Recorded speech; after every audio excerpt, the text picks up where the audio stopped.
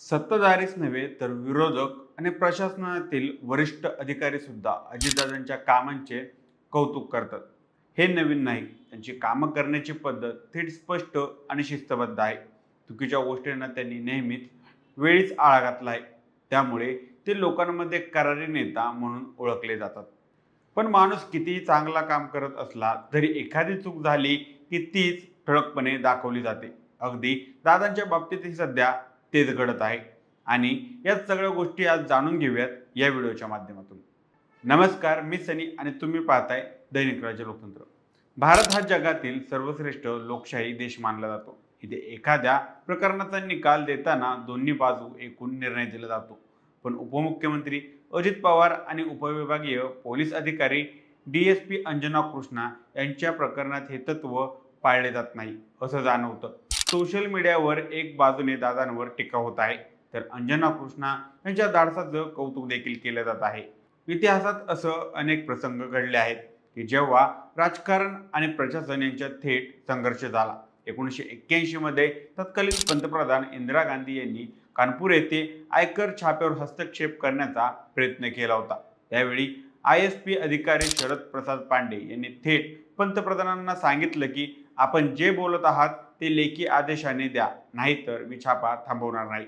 इतकंच नव्हे तर त्यांनी इंदिरा गांधीवरच शंका घेतली की फोन खरोखरच त्यांचाच आहे की नाही. शेवटी इंदिराजींना फोन ठेवावा लागला. हा प्रसंग इतिहासात करारी अधिकाऱ्याचे उदाहरण म्हणून आजही आठवला जातो. 2018 मध्ये आलेल्या रेड या चित्रपटातही याच घटनेचे चित्रीकरण करण्यात आलं होतं. त्यामुळे जनतेला तो पुन्हा आठवला.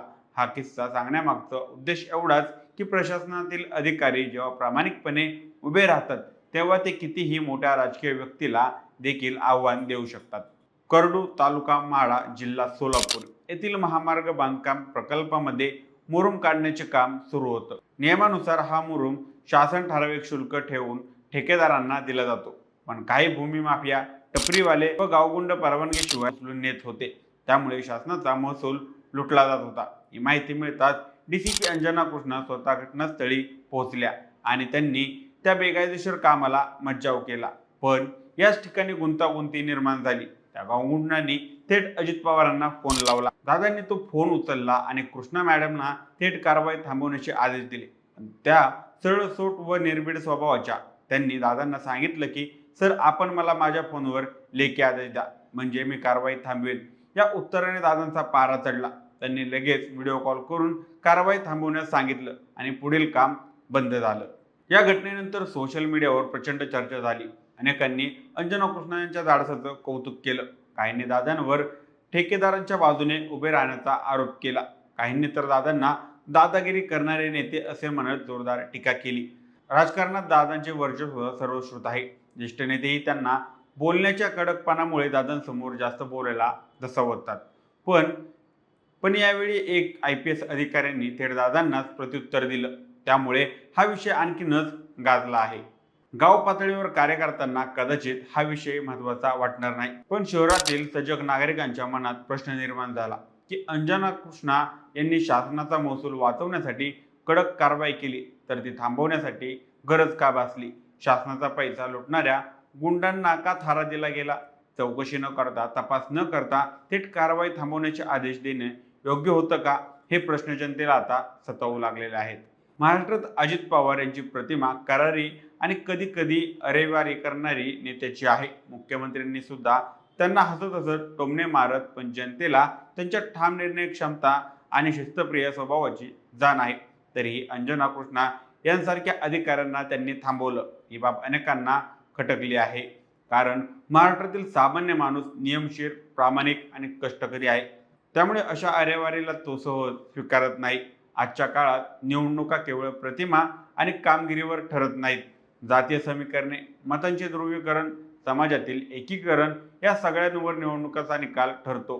त्यामुळे दादांच्या या वादामुळे त्यांचे फारसे राजकीय नुकसान होणार नाही अशीच आता शक्यता आहे. या प्रकरणातून एक गोष्ट मात्र स्पष्ट झाली की आजही अंजना कृष्णा यांसारखे अधिकारी प्रशासनात कार्यरत आहेत. ते प्रामाणिकपणे आणि निर्भीडपणे काम करतात. शासनाचा महसूल वाचवण्यासाठी ते कुठल्याही दबावाला न घाबरता कारवाई करतात.